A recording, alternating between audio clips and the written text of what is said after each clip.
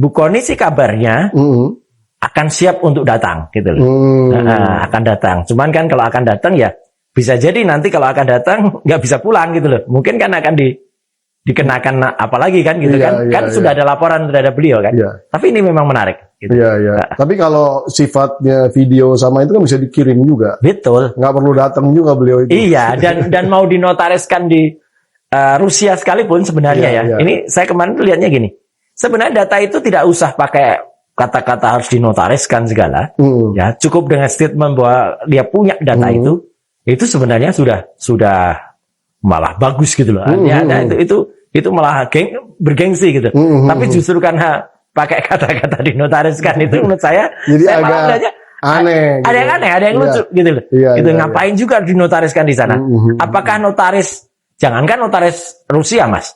Notaris Indonesia saja. Mungkin gini. menunjukkan keabsahannya. Enggak, tapi lucu.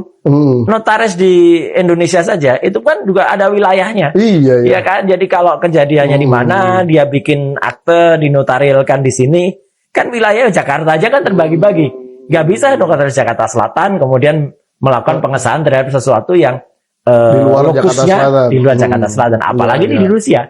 Gitu. Jadi sebenarnya dari sini ya mungkin ini semacam gertakan juga bisa, Mas. Bisa ya. Bisa. Karena kan pra peradilan juga akan dicoba katanya. Nah, Dan ini belum dijalankan. Belum dijalankan. Kemudian faktanya menurut saya terus terang saja nih.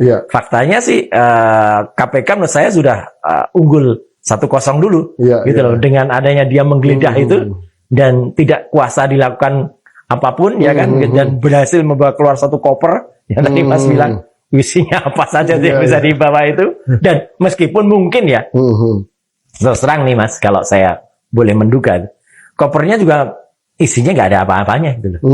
Iyalah, Mas Hasto pasti sudah sangat trauma atau sangat berpengalaman ya beda tipis ya, trauma berpengalaman dengan ketika dia diperiksa di gedung KPK ya, tiba-tiba semua handphonenya titipkan stafnya, stafnya tiba-tiba dipanggil, nah terus seolah-olah belajar dari situ lah ya. Iya, seolah-olah stafnya itu dipanggil Mas Hasto, tapi ternyata itu kan stafnya malah disita handphonenya dan handphonenya itu. Nah ini cepat banget, mau di pra peradilan kan atau apapun, handphone itu kalau sudah di tangan orang teknis, Mas, nah nggak sampai 1 jam ya udah backup aja semuanya terus kemudian di image namanya, kemudian dipindahkan di handphone lain, buka semua ya memang semua, bisa kelihatan. Meskipun mungkin yang nampak di situ antara isi dan garbage-nya, antara yang benar-benar berguna untuk kasus dan tidak, ya mungkin lebih banyak yang tidak. Cuma yang tidak ini yang menarik kan, ya kan dia bisa cari bisa kemudian.